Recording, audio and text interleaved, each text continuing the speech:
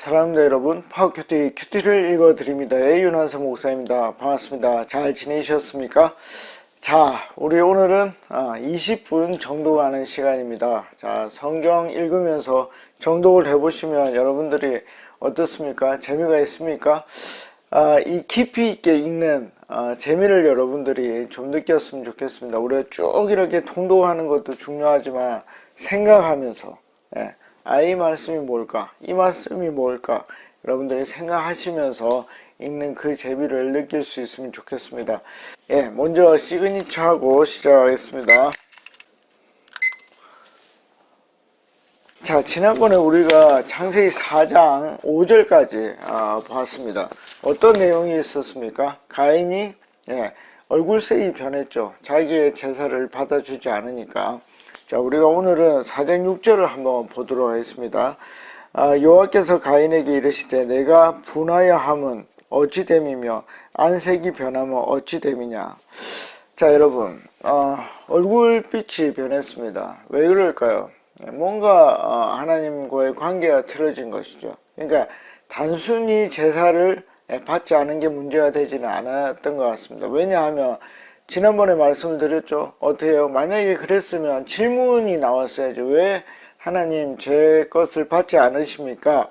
라고 물어봤어야 되는데 그런 거 없이 바로 화가 났다 하는 것입니다. 자, 여기에서 먼저 우리가 하나 생각하고 넘어가야 될 게 있는데 그게 뭐냐면 하나님이 우리의 제사를 받지 않을 수 있다 하는 것입니다.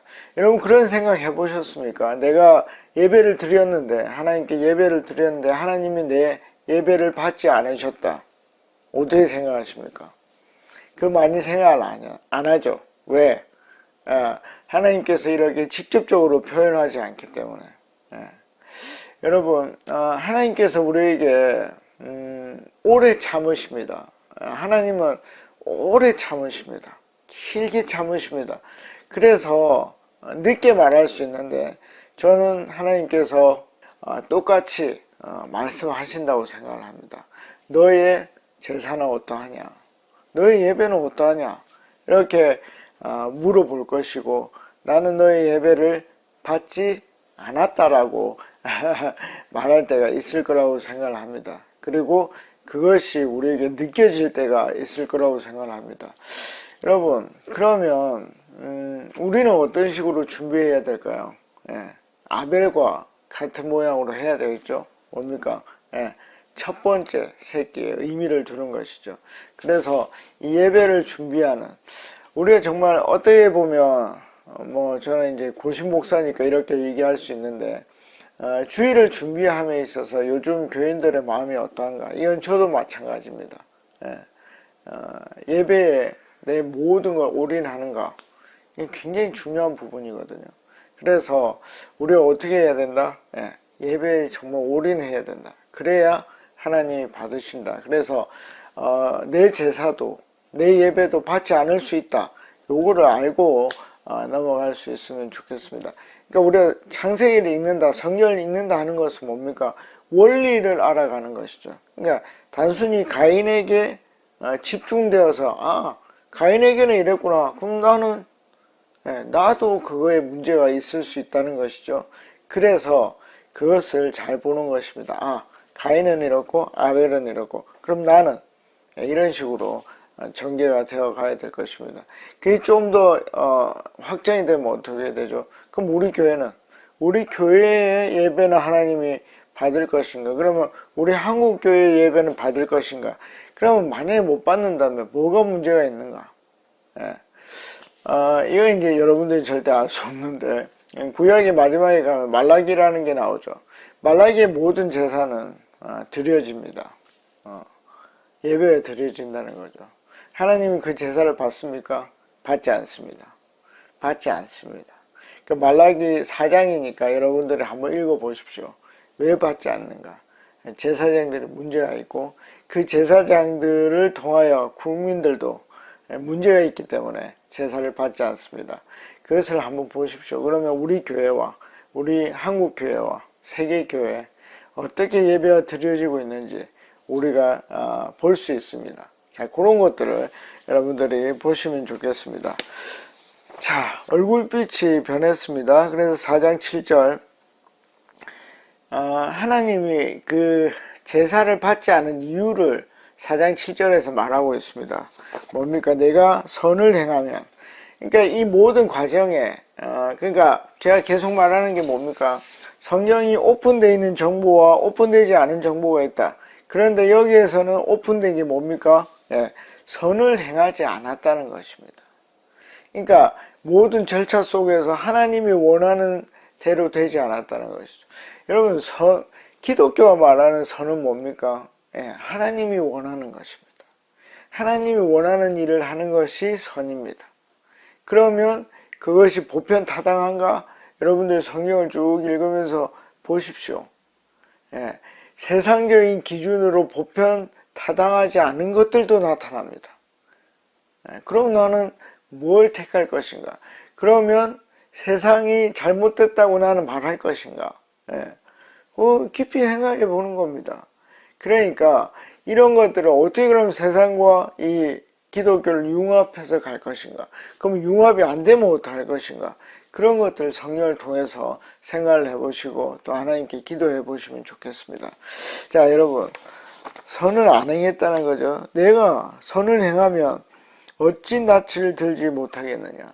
그러니까 얼굴빛을 변했는데 어떤 식으로 숙이고 얼굴이 변했다는 거죠. 우리 이럴 수 있습니다. 그렇죠? 왜? 힘이 있는 자 앞에서는 숨겨야 되니까. 그렇죠? 예. 힘 있는 자 앞에서는 숨기고 약한 자에게는 그러면 폭발하겠네요. 좀 이따 한번 보면 알겠죠? 자, 내가 선을 행하지 아니하면 죄가 문에 엎드려 있느니라. 죄가 너를 원하나 너는 죄를 다스릴지니라. 아멘. 자, 여러분, 인간은 죄에 넘어갑니까? 예, 넘어갑니다. 그런데 힘을 쓰면 어떻게 해요? 예, 죄를 다스릴 수 있다는 것을 지금 얘기를 하고 있습니다. 여러분, 이게 쉬운 문제는 아닙니다. 왜냐하면 인간의 전적 타락 아시죠? 그러니까 완전히 타락해서 결과적으로는 죄에 넘어지게 되어 있습니다. 그래서 모든 사람이 죄를 범하였음에 모두 죽을 수밖에 없다고 이제 믿음의 선배들이 기록하고 있고 하나님도 그렇게 얘기를 하고 있습니다. 그런데 그 뭐는 있는 거죠? 하나님의 형상, 선을 따르고자 하는 그 형상이 우리 속에 뭐 그림자로 남아있기 때문에 만약에 그것이 하나님과 결합이 된다면, 하나님의 뜻과 결합이 되고 지금 우리로서는 이제 성령과 결합이 된다면 그 죄를 이길 수 있습니다. 그렇죠? 그리고 성령이 온전히 온 이 시대에는 죄를 완전히 이길 수 있는 경우도 있다. 자, 그래서 뭡니까? 가인이 선을 행하지 않아서 제사를 받지 않았고, 그리고 앞으로도 선을 행하지 않을 경우가 많기 때문에 뭐라 얘기를 합니까? 너가 죄를 다스리라라고 얘기를 합니다. 이미 마음속에 뭐가 있는 겁니까? 아벨에 대한 계획이 있었던 것이죠. 그걸 알고 하나님이 말을 해주는 것입니다. 이것도 굉장히 어려운데, 여러분, 하나님은요, 인간의 자유의지를 꺾지 않으십니다. 그 이유는 한 번 꺾으면 계속 꺾어야 되기 때문입니다. 그래서 아담과 하와에게도 선악과 따먹으면 엄청나게 온 인류가 어렵다는 걸 다 알죠. 근데 터치하지 않습니다. 여러분, 이것도 한번 제가 숙제를 내는 건데 제가 답을 내지는 않겠습니다. 저는 답을 모릅니다. 여러분들은 한번 생각을 해보십시오. 하나님이 아담과 하와가 범죄할 때 먼저 가서 그 자유의지를 꺾었다면 어떻게 되겠습니까? 제가 답을 모르는 건 아니네요. 아는데 말을 하지는 않겠습니다. 왜냐하면 저는 그렇게 하지 않는다고 생각하기 때문에. 자, 그래서 가장 좋은 우리의 자유의지도 살고 하나님의 뜻도 사는 그런 이론 체계를 여러분들이 한번 만들어 보십시오. 저는 불가능하다고 생각합니다. 그래서 뭐죠? 하나님은 인간의 의지를 터치하지 않습니다. 이 가인 마음속에도 아벨에 대한 계획이 이미 있었습니다. 그러나 하나님은 터치하지 않는 방향으로 했습니다. 그러면 나는 어떻게 되죠? 나도 터치하지 않을 것입니다. 그게 하나님의 일관적인 방식이기 때문입니다. 그러니까 우리는 어떻게 해야 됩니까? 하나님께 붙어 있어야 됩니다. 이게 성령의 충만하심이거든요. 우리가 만약에 진짜 기독교인이라면 성령 우리 속에 내주하십니다. 그러나 성령이 충만하게 하는 것은 우리의 일입니다. 어떻게 해요? 우리 공간을 드러내고 성령의 공간이 가득 찰 수 있도록 그렇게 만들어 주어야 됩니다. 그렇죠? 그러려면 이제 죄를 다스리는 성결의 작업이 있어야 될 것입니다. 자, 분명히 하나님은 말씀했습니다. 죄를 다스려라. 근데 가인은 어떻게 할까요? 4장 8절 가인이 그의 아우 아벨에게 말하고 그들이 들에 있을 때에 가인이 그의 아우 아벨을 쳐 죽이니라. 여러분, 하나님은 막지 않으셨고 아벨 역시 거기에서 건전해 주지 않았습니다. 일단 내용을 보고 또 생각해야 될 부분들을 한번 보도록 하겠습니다. 자, 여러분, 가인은 이제 아벨을 죽이려고 했습니다. 그 이유가 뭡니까? 자기보다 힘이 약하기 때문입니다. 자, 하나님은 힘이 강하기 때문에 목을 이렇게 숙이고 얼굴빛이 변했습니다. 그렇죠? 그런데 아벨은 그럴 필요가 없죠. 이제 아무래도 아벨이 가인보다는 힘이 약했던 것 같습니다. 그래서 그 제사를 받지 않은 화풀이를 아벨에게 했고 아벨은 죽게 되었습니다. 여러분, 이제 이 모든 것은 하나님이 보고 있는 상황 속에서 이루어졌고 하나님은 인간의 자유의지를 꺾지 않았습니다. 그래서 이것은 하나님 뜻 안에 있지만 자연 질서 플랫폼에 의해서 이루어졌다고 볼 수 있습니다. 뭡니까? 인간이 불만을 품었고 인간이 화가 났고 인간이 그 화를 폭발했기 때문에 살인이 일어났습니다. 그런데 그것을 그대로 두고 있습니다. 그렇죠? 그러면 이걸 보고 우리는 뭘 알 수가 있는 거죠? 하나님은 인간의 죽음에 대해서도 특별히 기독교인의 죽음에 대해서도 어떻게 한다? 자연 질서 이 플랫폼을 따르겠구나 라고 생각할 수 있습니다. 자, 여러분, 그러면 우리가 살려달라고 기도하는 것은 무의미할까요? 어떻게 생각하십니까? 의미가 있습니다. 왜 그렇죠? 하나님 살려주실 수 있습니다. 뭡니까? 처음에 그 기도하는 것 자체가 중요해서 그럴 수도 있습니다. 또 뭐죠? 그 살아야 될 이유가 있는 것이죠. 그 살아서 뭔가를 해야 되는 이유가 있다면 하나님의 예정에 따라서 그는 살 것입니다. 근데 그 예정은 인간은 알 수가 없죠. 그래서 우리는 하나님께 기도해야 됩니다. 저는 이제 기도하는 사람은 그 죽음에 대해서도 합당하게 받아들일 것이라고 생각을 합니다. 그래서 우리는 살 수도 있고 죽을 수도 있습니다. 그런데 그것이 뭐죠? 역사의 그 예정에 의해서 우리의 목적이 살아야 되는 것이라면 어떻게 해요? 우리는 계속 살 수 있다 하는 것을 여러분들이 생각을 하시면 좋습니다. 자, 그러면 이제 한번 봅시다. 이 아벨의 죽음은, 그러니까 아벨의 인생은 가치가 있습니까? 이렇게 한 청년 시대까지 살다가 형에게 맞아 죽는 이 사람의 삶은 가치가 있습니까? 이 굉장히 빅 퀘스천입니다. 예를 들어 우리는 이제 거의 다 천수를 누리고 죽기를 바라죠. 근데 안 그럴 수도 있잖아요. 그리고 우리의 삶이 어느 순간에 뒤틀릴 수도 있습니다. 그래도 되겠습니까? 이렇게 아벨같이 예를 들어 한 30대 초반이라 하면 30대 초반에 살인을 당해서 죽는다고 생각을 해봅시다. 괜찮겠습니까?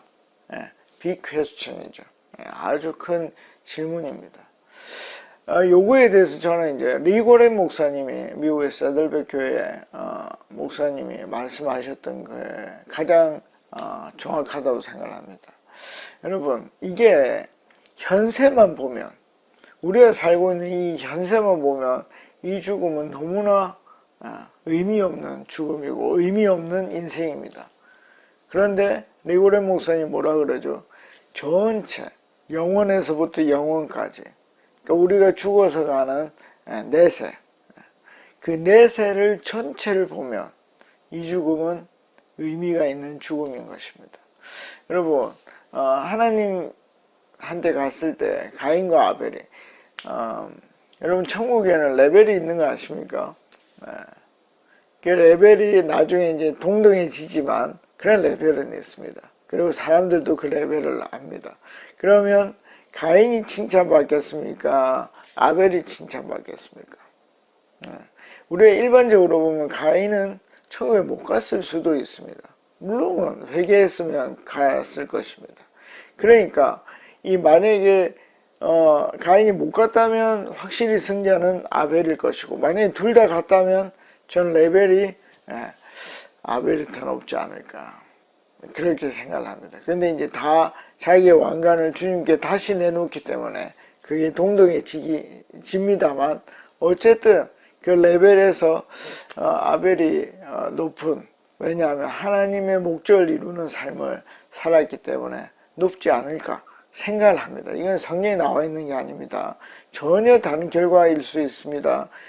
그런데 우리는 그렇게 생각해 볼 수 있다 하는 것입니다. 자, 그러니까 뭡니까? 이 아벨의 삶이 이 현세에서만 보면 아무 의미가 없는 그런 죽음일 수 있습니다. 그러나 전체적인 현세와 내세를 다 보게 되면 저는 굉장히 의미가 있는, 그래서 지금까지도 이 아벨의 죽음, 아벨의 제사에 대해서 기독교인들이 아주 깊이 생각한다고 생각을 합니다. 자, 그러면 이제 만약에 그것이 현세와 내세를 전부 다 아우르는 삶을 보게 되면, 그럼 나는 어떻게 살 것인가? 나는 이 세상에 집중하고 살 것인가? 안 그러면 전체적인 세상에 집중하고 살 것인가? 우리가 생각해 볼 수 있습니다. 그렇죠?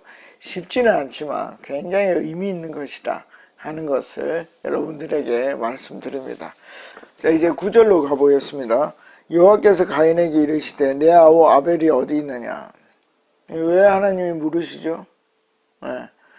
하나님이 또 물었죠. 누구한테 물었습니까? 아담에게 물었습니다. 그렇죠? 뭐라 물었습니까?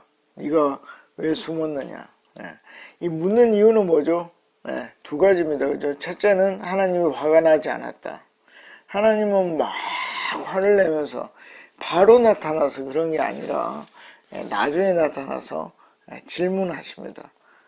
왜 질문하죠? 두 번째, 기회를 주기 위해서. 가인에게 기회를 주기 위해서입니다. 가인이 이 기회를 잘 활용했을까요? 가인은 잘 활용하기도 하고 못하기도 하고 그랬습니다. 자, 첫 번째로는 잘 못했는데 그가 이르되 내가 알지 못하나이다. 이건 하나님을 무시하는 것이죠. 하나님 다 알고 나타났는데 내가 모르겠습니다 라고 얘기를 합니다. 내가 내 아우를 지키는 자이니까. 여러분, 범죄한 인간은 어떻게 됐죠? 사랑하는 관계가 아니라 핑계를 대고 죄를 돌리는 그런 사람이 되었습니다. 자, 그러면 가인은 어떻게 했습니까? 가인도 마찬가지죠. 그러니까 맨 처음에 발뺌을 합니다. 그렇죠? 나 모릅니다. 그럼 내가 뭐 지키는 사람입니까? 말이 안 되는 거죠. 왜냐하면 하나님이 지켜라 라고 얘기도 하지 않았거든요. 그런데 기회를 주려고 물어보는데 가인은 그것을 차버립니다. 자, 10절입니다. 10절 하고 나면 이제 오늘 마쳐야 될 것 같습니다. 이러시되 내가 무엇을 하였느냐?